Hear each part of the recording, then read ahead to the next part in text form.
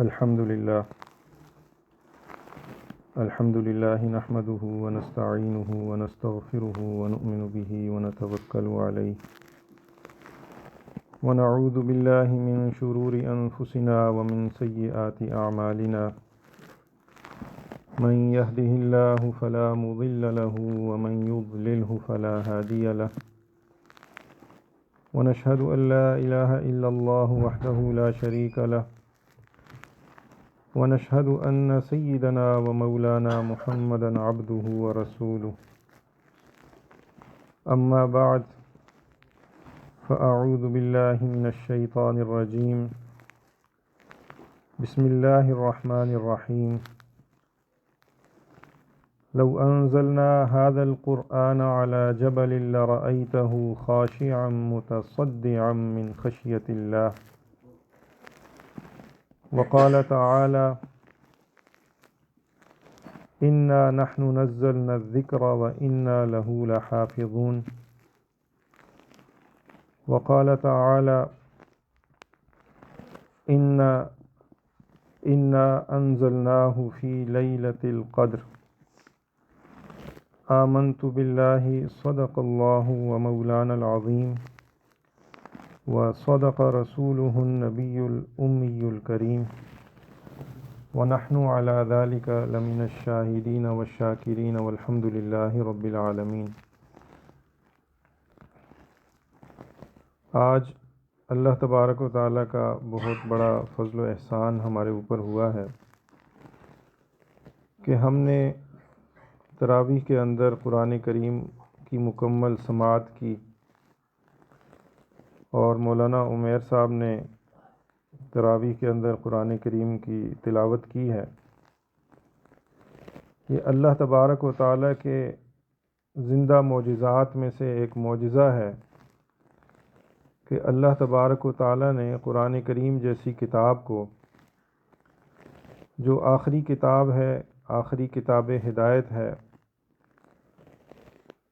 جو قیامت تک محفوظ رہنے والی ہے، اس کی حفاظت کے لیے ہمارے سینوں کو اللہ تبارک و تعالیٰ نے قبولیت عطا فرمائی، اور مسلمانوں میں سے لاکھوں مسلمان ایسے ہیں جن کے دلوں کے اندر اللہ تبارک و تعالیٰ نے اپنی اس کتاب مبین کو محفوظ فرمایا ہے،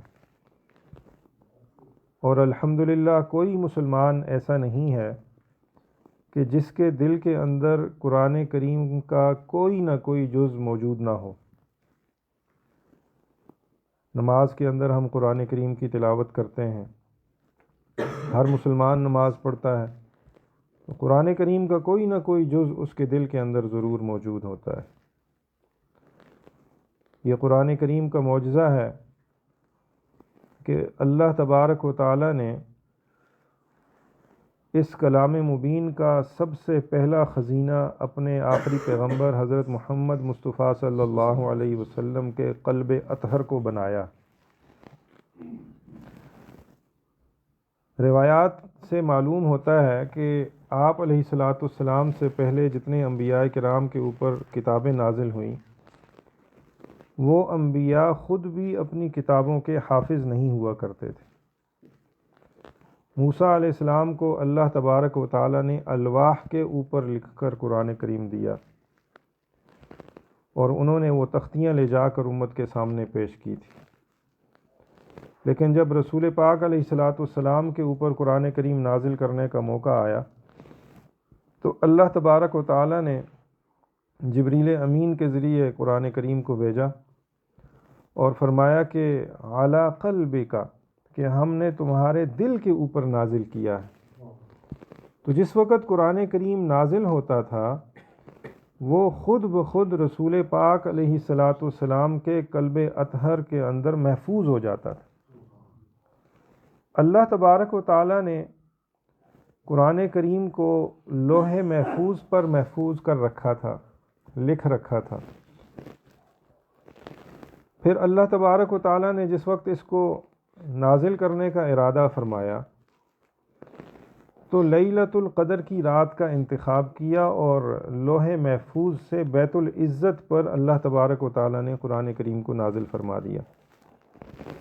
یہ پورا کا پورا قرآن یک بارگی اکٹھا ایک ہی مرتبہ لوح محفوظ سے بیت العزت پر نازل ہوا ہے، اور یہ جو نازل ہونا ہے یہ لیلۃ القدر کے اندر ہوا، جس کے بارے میں قرآن کریم میں ارشاد ہے انا انزلناہ فی لیلۃ القدر، ہم نے اس کو لیلۃ القدر کی رات میں نازل فرمایا ہے۔ اور پھر بیت العزت یہ فرشتوں کا خانہ کعبہ ہے آسمان کے اوپر، وہاں فرشتے طواف کرتے ہیں، اللہ تبارک و تعالیٰ کی عبادت کرتے ہیں۔ تو جس وقت رسول پاک علیہ الصلاۃ والسلام کے اوپر قرآن کریم نازل کرنے کا ارادہ فرمایا گیا تو اللہ تبارک و تعالیٰ نے جبریل امین کو رسول پاک علیہ الصلاۃ والسلام کے پاس بھیجا، اور یہ جو نزول کی ابتدا ہوئی ہے روایات کے اندر آتا ہے کہ یہ بھی لیلۃ القدر والی رات ہے۔ رسول پاک علیہ الصلاۃ والسلام کے اوپر جس وقت قرآن کریم نازل ہوتا تھا تو آپ علیہ الصلاۃ والسلام اس کو جلدی جلدی یاد کرنے کی کوشش فرمایا کرتے تھے کہ کہیں کوئی قرآن کریم کا جز مجھ سے فراموش نہ ہو جائے۔ تو اللہ تبارک و تعالیٰ نے قرآن کریم میں آیت نازل فرمائی کہ اے حبیب لا تحرک بہ لسانک لتعجل بہ، کہ جس وقت قرآن کریم نازل ہوتا ہے آپ جلدی جلدی اپنی زبان کو حرکت نہ دیا کیجئے کہ آپ اس سے مشقت میں پڑھ رہے ہیں، تو پھر قرآن کریم محفوظ کیسے ہوگا؟ اللہ تبارک و تعالیٰ نے وعدہ فرمایا انا نحن نزلنا الذکر وانا لہ لحافظون، کہ یہ ذکر ہم نازل کر رہے ہیں، اس کی حفاظت بھی ہم ہی کریں گے۔ تو جس وقت آپ کے پاس قرآن کریم نازل ہوا کرے تو آپ اس کو خاموشی سے سنیں کہ جبریل کیا پڑھ رہے ہیں۔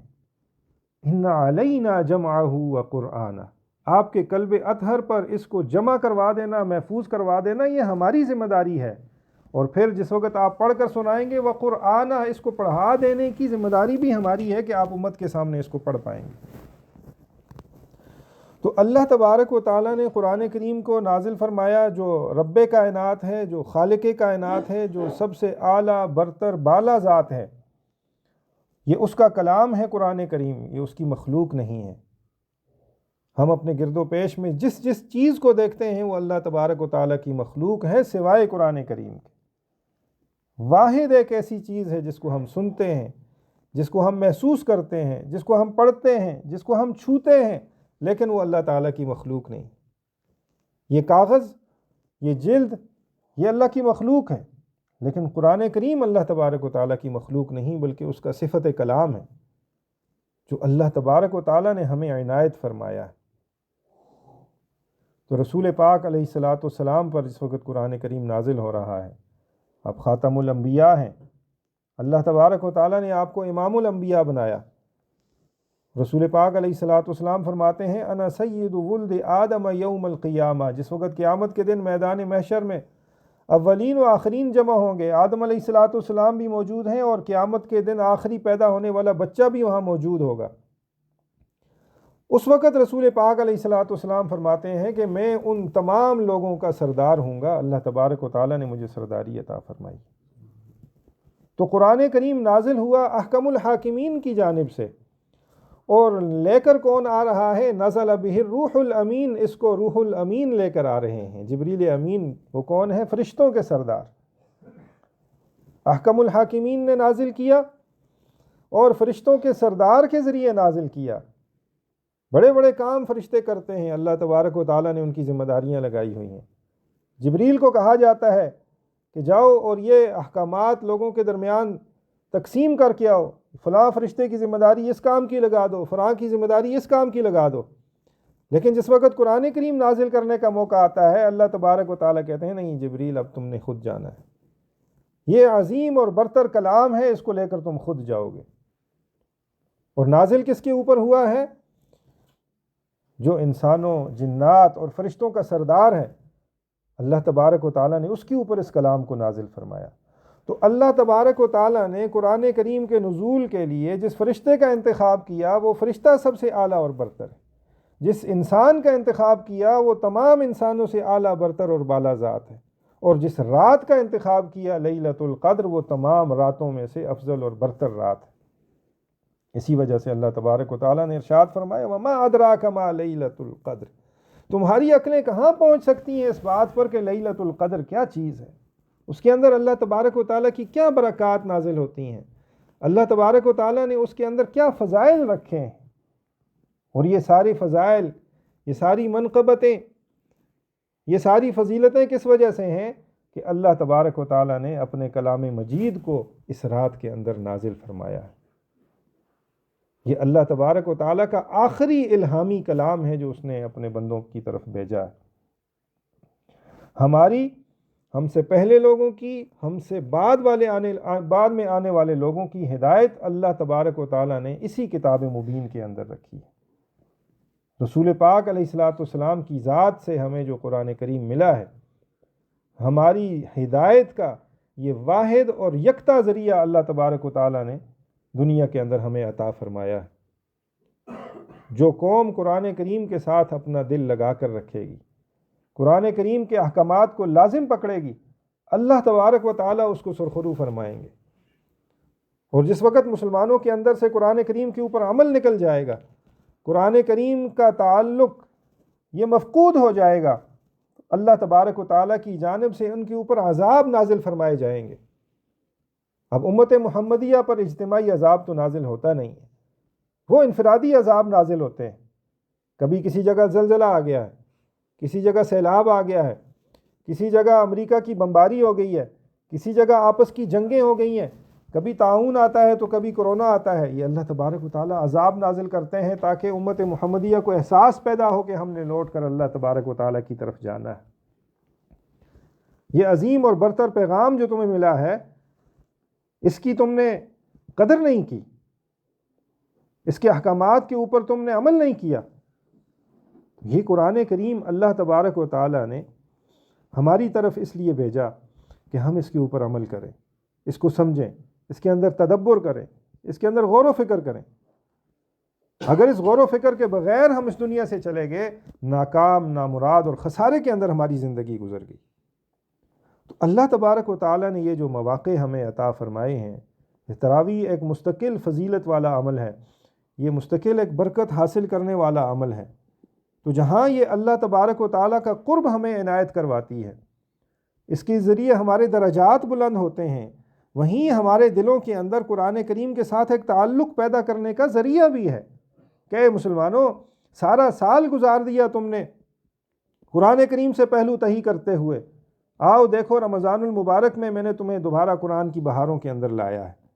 اب تم نے قرآن کریم اپنے کانوں سے سنا ہے، تراویح کے اندر پورا قرآن کریم پڑھا گیا ہے، آؤ لوٹ کر اس قرآن کریم کی طرف، اللہ تبارک و تعالیٰ کے اس پیغام کی طرف۔ اس کے اندر اللہ تبارک و تعالیٰ نے دلوں کی تاثیر رکھی ہے۔ نبی پاک علیہ الصلوۃ والسلام کو جو معجزات اللہ تبارک و تعالیٰ نے عطا فرمائے، ان میں سب سے بڑا معجزہ قرآن کریم ہے، جس کو تم اپنے کانوں سے سنتے ہو، اپنی زبانوں سے اس کا تلفظ کرتے ہو، اپنے دماغوں سے اس کا غور و فکر کیوں نہیں کرتے؟ اس کے اندر دیکھو تو صحیح اللہ تبارک و تعالیٰ نے تمہیں کیا پیغام عطا فرمایا ہے۔ یہ وہ کلام ہے جس سے کفار کے دل پسیج جاتے تھے، لوگ اپنے آبائی ادیان کو چھوڑ کر اسلام کی طرف راغب ہو جاتے تھے۔ صحابہ کرام رضوان اللہ تعالی علیہم اجمعین کے احوال آپ پڑھیں، خود سیدنا عمر بن خطاب رضی اللہ تعالی عنہ کا واقعہ، گھر سے یہ عزم لے کر نکلے ہیں نعوذ باللہ رسول پاک علیہ الصلوۃ والسلام کو قتل کریں گے۔ راستے میں ایک صحابی ملتے ہیں کہ کدھر کو چلے ہو، تمہارے ارادے مجھے خطرناک محسوس ہو رہے ہیں۔ کہنے لگے کہ میں اس شخص کو جس نے لوگوں کو اپنے آباء و اجداد کے دین سے بہکانا شروع کیا ہے، اس کا خاتمہ کرنے کے لیے جا رہا ہوں۔ کہا پہلے اپنے گھر کی تو فکر کرو، اپنے گھر کا پتہ کرو کہ وہاں کیا حالات چل رہے ہیں۔ اس نے کہا کیا مطلب تمہاری بات کہنے کا؟ تمہاری بہن، تمہارا بہنوئی، وہ بھی تمہارے کہنے کے مطابق دین سے پھر چکے ہیں، جاؤ اور ان کی خبر لو۔ بہن کے گھر جاتے ہیں، اندر سے کوئی آواز آ رہی ہے کچھ کلام پڑھنے کی، داخل ہوتے ہیں، کیا پڑھ رہے تھے تم لوگ؟ بہن کے ساتھ مار پٹائی کا معاملہ ہوتا ہے، آخر دل پسیج جاتا ہے، کہتے ہیں وہ کہ کیا کلام پڑھ رہے تھے، میرے سامنے لے کے آؤ۔ بہن نے کہا نہیں، آپ ناپاک ہیں، پہلے جائیں غسل کر کے آئیں، پھر تمہیں یہ قرآن کریم چھونے کی اجازت ہوگی۔ غسل کرتے ہیں، پاک ہوتے ہیں، اللہ تبارک و تعالیٰ کا کلام سنتے ہیں، اللہ تبارک و تعالیٰ دل بدل دیتے ہیں۔ یہ کوئی عام شخص نہیں ہے، یہ رسول پاک علیہ السلام کو نعوذ باللہ قتل کرنے کی نیت سے نکلا ہوا شخص ہے، اس کا دل اللہ تبارک و تعالیٰ نے پھیر دیا قرآن کریم کی برکت سے۔ عتبہ کفار کا ایک سخت ترین سردار، نبی پاک علیہ السلام کا سخت مخالف، وہ آتا ہے رسول پاک علیہ السلام کے پاس، رسول پاک علیہ السلام سے کہتا ہے کہ کیا چاہیے تمہیں مال و دولت چاہیے، ہمیں بتاؤ ہم دیتے ہیں، تمہیں اگر کسی عورت سے شادی کرنی ہے ہمیں بتاؤ ہم تمہاری شادی کرواتے ہیں، اگر تمہیں چاہیے کہ تم سرداری کرو ہم تمہیں سردار بنا دیتے ہیں، لیکن لوگوں کو اپنے آباء و اجداد کے دین سے بہکانا بند کر دو۔ نبی علیہ السلام نے ارشاد فرمایا کہ تم میری بات بھی تو سنو، میں کیا کہتا ہوں۔ آپ علیہ السلام نے اس کو قرآن کریم سنایا۔ عتبہ ٹھوڑی کے نیچے ہاتھ رکھ کے سنتا چلا جا رہا، قرآن کریم اس کے اوپر اثر کر رہا ہے، جا کر اپنے سرداروں کو کہتا ہے، کفار کو کہتا ہے، واللہ جو کلام میں نے سنا ہے وہ جادو نہیں ہو سکتا، اس کے اندر سحر انگیزی ہے لیکن وہ جادو نہیں ہے، بڑا زبردست کلام ہے۔ کفار بھی اس بات کو سمجھتے تھے کہ اللہ تبارک و تعالیٰ نے اس کلام کے اندر کیا طاقت اور قوت رکھی ہے۔ ویسے ہی نہیں وہ ایک دوسروں کو کہتے تھے لا تسمعوا لہذا القرآن، یہ قرآن جس وقت پڑھا جا رہا ہو خبردار مت سنا کرو، والغوا فیہ، اور جس وقت قرآن کریم پڑھا جا رہا ہو شور شرابہ کیا کرو، لعلکم تغلبون، تاکہ تم غالب ہو جاؤ۔ تو جس وقت قرآن کریم سے پہلو تہی کی جائے گی، قرآن کریم پڑھا جا رہا ہوگا، شور شرابہ کیا جا رہا ہوگا، قرآن کریم کی تلاوت ہو اور لوگ اس کے احکامات سے روگردانی کریں گے، تو نتیجہ کیا ہوگا؟ کفار غالب آ جائیں گے۔ لیکن اگر ہم باقاعدہ طور پر قرآن کریم کی تعلیم حاصل کریں گے، قرآن کریم کے اوپر عمل کریں گے، اس کی تبلیغ کریں گے، لوگوں تک اس کے پیغام کو پہنچائیں گے، وَأَنْتُمُ الْأَعْلَوْنَ إِن كُنتُم مُؤْمِنِينَ، اللہ تبارک و تعالی ہمیں سر بلند فرما دیں گے۔ تو آج کی ہماری یہ جو محفل ہے، یہ ختم قرآن کی محفل بڑی بابرکت محفل ہے۔ اگرچہ کوئی باقاعدہ طور پر ایسا شرعی حکم تو موجود نہیں ہے قرآن و حدیث کے اندر کہ اگر آپ تراویح کی نماز ختم کرتے ہیں، قرآن کریم مکمل کرتے ہیں، تو اس کے بعد آپ نے باقاعدہ طور پر کوئی خطاب کرنا ہے اور اس کے بعد دعا کا باقاعدہ اہتمام کرنا ہے۔ لیکن چونکہ ایک مسلمانوں کا اجتماع ہے اور بہت کم ایسے عنوانات ہمیں میسر آتے ہیں کہ ہم تھوڑی سی تذکیر کر لیں باہم، قرآن کریم، نبی پاک علیہ السلام کے احکامات، قرآن کریم کے احکامات کو ہم آپس میں تذکیر کر لیں، تو یہ موقع ہوتا ہے، اللہ تبارک و تعالیٰ اس سے فائدہ اٹھانے کی توفیق عطا فرما دیں۔ کہتے ہیں کہ جس وقت ختم قرآن ہوتا ہے، قرآن کریم مکمل ہوتا ہے، اللہ تبارک و تعالیٰ ختم قرآن کرنے والوں کو ایک مقبول دعا عطا فرماتے ہیں کہ جو وہ دعا اللہ سے مانگیں گے اللہ تبارک و تعالیٰ اس دعا کو قبول فرما دے۔ 4000 فرشتوں کو اللہ تبارک و تعالیٰ نے اس وقت ہماری اس مجلس میں بھیج دیا ہے۔ نبی پاک علیہ السلام کی حدیث ہے کہ جس وقت ختم قرآن ہوتا ہے اللہ تبارک و تعالیٰ 4000 فرشتوں کو بھیجتے ہیں کہ جاؤ میرے بندے نے قرآن کریم کی تکمیل کی ہے، اب وہ مجھ سے دعا کرے گا تم اس کے اوپر آمین کہنا۔ تو ہمیں رسول پاک علیہ السلام کی اس بات کے اوپر یقین ہے اور ہمارا ایمان ہے کہ اس وقت وہ 4000 فرشتے بھی یہاں ہماری اس مجلس کے اندر موجود ہیں۔ اور اللہ تبارک و تعالیٰ خاص طور پر ایک فرشتے کو بھیجتے ہیں کہ جاؤ اور جا کر قرآن کریم کی تکمیل کرنے والے کی پیشانی کے درمیان میں بوسہ دے دو۔ اللہ تبارک و تعالیٰ نے ایسا نوازا ہے قرآن کریم، اور ہم نے دیکھا کہ ہماری تاریخ کے اندر جب تک مسلمان قرآن کریم کے ساتھ تعلق ان کا مضبوط رہا، اللہ تبارک و تعالیٰ نے ان کو سر بلند فرمایا۔ قرآن کریم کے جو حقوق ہیں ہمارے اوپر، ان حقوق کو مد نظر رکھنا آج کی اس محفل کا بڑا تقاضا ہے۔ وہ حقوق کیا ہیں؟ سب سے پہلا اور سب سے بڑا حق قرآن کریم کا یہ ہے کہ اس کی درست الفاظ میں تلاوت کی جائے۔ یہ اللہ تبارک و تعالیٰ نے رسول پاک علیہ السلام کے جو فرائض منصبیہ بیان فرمائے ہیں قرآن کریم کے اندر، ان میں سب سے پہلا فرض منصبی اللہ تبارک و تعالیٰ نے یہ ارشاد فرمایا کہ وہ صحابہ کرام کے سامنے قرآن کریم کی تلاوت کرتے ہیں۔ آج کل معاشرہ بڑے عجیب سے دور کے اندر داخل ہو رہا ہے۔ آپ کو یہ لوگ بھی کہتے ہوئے سنیں گے کہ قرآن کریم کی صرف تلاوت کرنے کا نعوذ باللہ کوئی فائدہ نہیں، اس کا کوئی ثواب نہیں ہے۔ تو دیکھیں قرآن کریم اللہ تبارک و تعالیٰ نے نازل فرمایا اور اپنے مومن بندوں کی یہ صفت بیان کی ہے یتلونہ حق تلاوتی ہی، کہ وہ اس کی تلاوت کرتے ہیں ایسے جیسا کہ اس کا تلاوت کرنے کا حق ہے۔ وہ تلاوت کرنے کا حق کیا ہے؟ سب سے پہلا اور بنیادی حق تو یہ ہے کہ اس کو درست الفاظ میں پڑھا جائے۔ یہ عربی زبان میں نازل ہوا ہے، اس کو عربی زبان کے اندر ہی پڑھا جائے۔ ایسا نہ ہو کہ ہم اس کو اردو کے اندر یا اپنی ہند کو زبان کے اندر پڑھ رہے ہیں۔ ایک صحابی ایک مرتبہ تلاوت کر رہے ہیں، تلاوت کرتے ہوئے انہوں نے پڑھا للفقراء المہاجرین، تو غالباً عبداللہ بن عباس رضی اللہ تعالیٰ عنہما تھے، تو انہوں نے کہا تم نے غلط تلاوت کی، ہم نے رسول پاک علیہ السلام سے سنا ہے للفقراء المہاجرین، مد نہیں کی تم نے،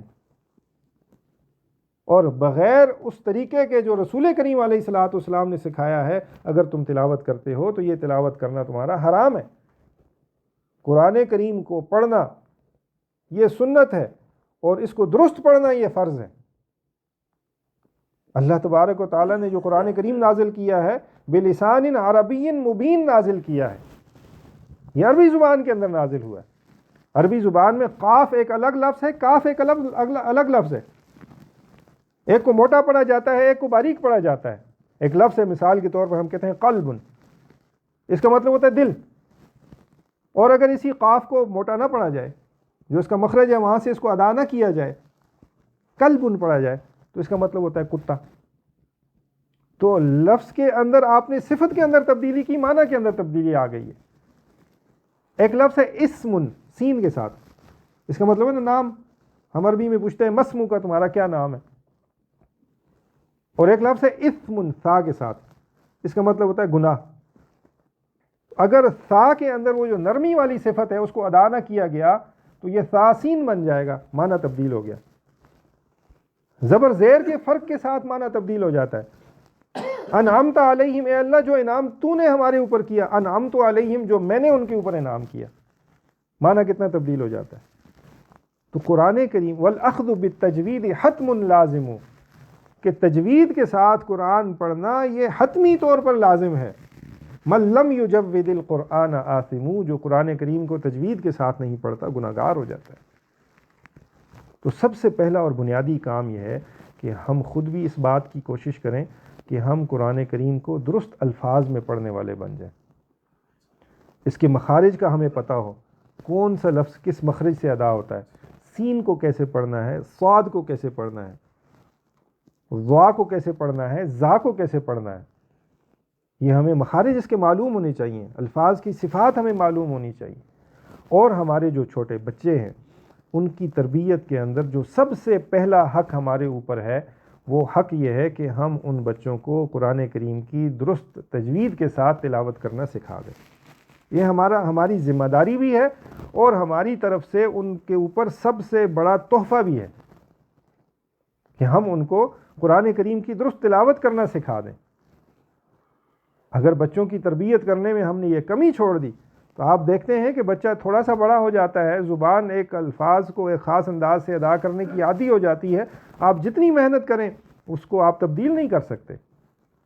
تو بچپنے کے اندر یہ بہت زیادہ اہتمام کرنے کی ضرورت ہے کہ ہم جس طرح بچوں کی نشو و نما کا خیال رکھتے ہیں، ان کی اخلاقی تربیت کا خیال رکھتے ہیں، ان کے اسکول کالج کا خیال رکھتے ہیں، وہیں ان کی دینی تعلیم اور خاص طور پر قرآن کریم کی تلاوت درست الفاظ سے وہ کر لے، اس بات کا بہت زیادہ اہتمام کرنا چاہیے۔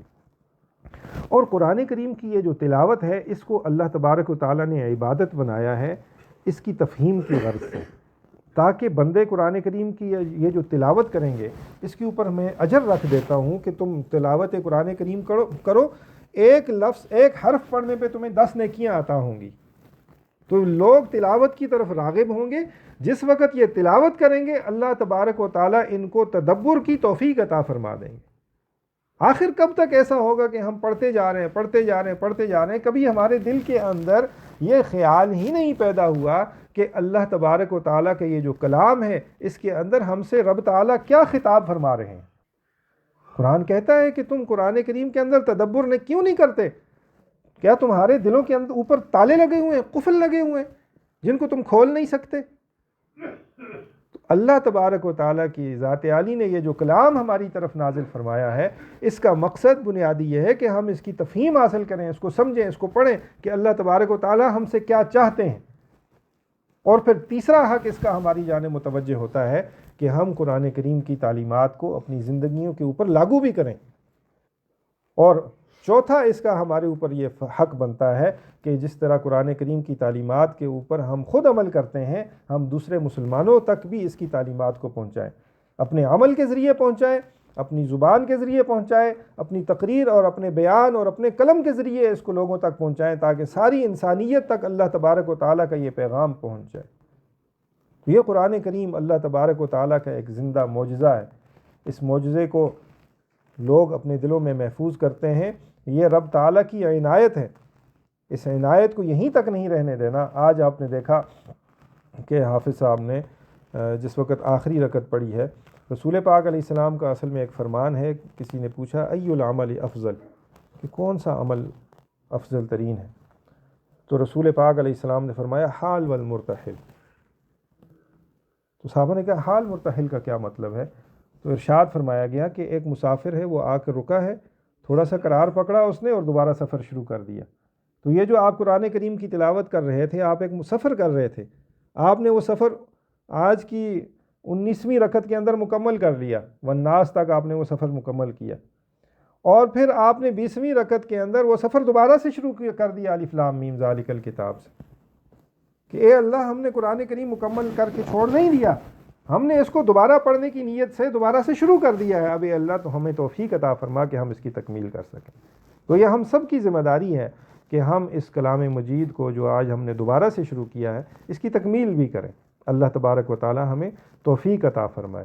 تو قرآن کریم کے یہ حقوق اپنے سامنے مد نظر رکھتے ہوئے، آج کی اس محفل کو اپنے سامنے مد نظر رکھتے ہوئے فرمایا کہ ختم قرآن جب ہوتا ہے تو اللہ تبارک و تعالی خصوصی رحمتیں نازل کرتے ہیں۔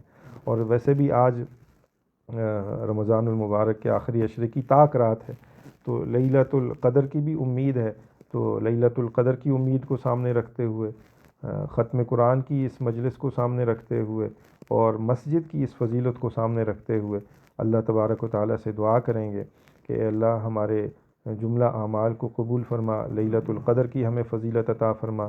یہ جو قرآن کریم پڑھایا گیا ہے یا اللہ اس کو اپنی بارگاہ میں شرف قبولیت عطا فرما۔ مولانا عمیر صاحب نے چونکہ تراویح کے اندر قرآن کریم سنایا بھی ہے، تو انہی سے میں گزارش کروں گا کہ یہ دعا کے ذریعے آج کی اس محفل کا اختتام کریں۔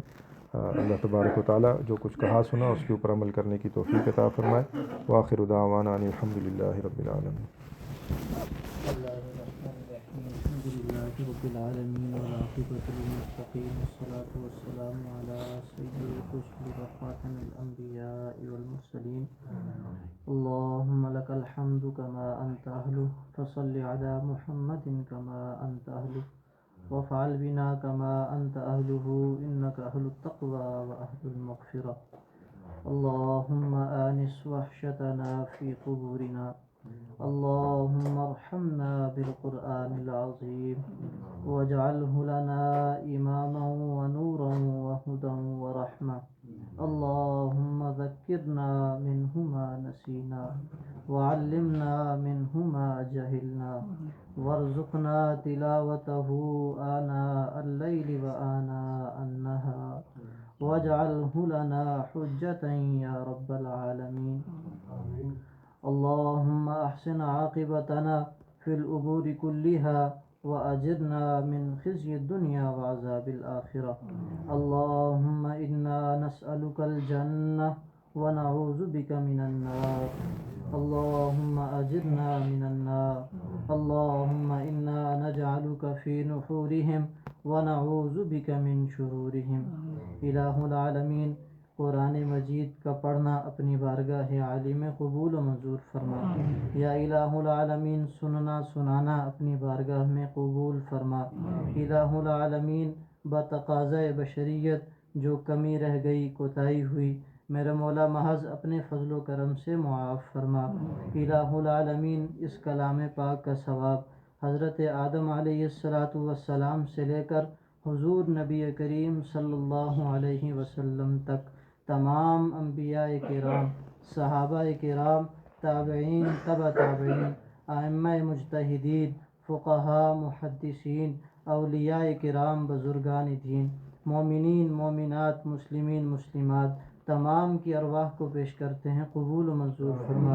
الہ العالمین خصوصاً بالخصوص حاضرین مجلس کے جتنے بھی جاننے والے، تعلق والے، قریبی رشتہ دار اس دنیا سے چلے گئے ہیں، یا اللہ سب کی ارواح کو پیش کرتے ہیں، قبول و منظور فرما۔ یا اللہ سب کی آخرت کی تمام منازل آسان فرما۔ یا اللہ سب کی قبروں کو نور سے منور فرما۔ الہ العالمین سب کی قبروں کو تا حد نگاہ کشادہ فرما۔ یا الہ العالمین ہم سب پر اپنی خصوصی رحمت نازل فرما۔ الہ العالمین قرآن مجید سے وابستگی نصیب فرما۔ الہ العالمین قرآن مجید کی تلاوت کا ذوق نصیب فرما۔ یا اللہ قرآن مجید کی حلاوت نصیب فرما۔ یا اللہ قرآن مجید کے احکامات کے مطابق اپنی زندگی گزارنے کی توفیق نصیب فرما۔ یا الہ العالمین اس کی تلاوت کی توفیق عطا فرما۔ یا الہ العالمین ہمارے گھروں میں قرآن مجید کی تلاوت کی یا اللہ ہم سب کو توفیق عطا فرما۔ الہ العالمین ہم سب پر اپنی خصوصی رحمت نازل فرما۔ یا اللہ دعا کی قبولیت کا موقع ہے، میرے مولا ہم سب کو دنیاوی اور اخروی بھلائیاں نصیب فرما۔ یا اللہ حضور صلی اللہ علیہ وسلم نے جتنی خیریں بھلائیاں اس امت کے لیے مانگی ہیں، اللہ ہم سب کا ان میں حصہ فرما۔ جتنے شرور سے، فتن سے پناہ مانگی ہے، ہم سب کی حفاظت فرما۔ یا الہ العالمین امت مسلمہ میں جتنے بھی مظلوم مسلمان ہیں، یا اللہ سب کی مدد و نصرت فرما۔ یا الہ العالمین ان سب کے حق میں ہماری دعاؤں کو قبول فرما۔ الہ العالمین جو بیمار ہیں حاضرین مجلس میں سب کو شفاء کلی نصیب فرما۔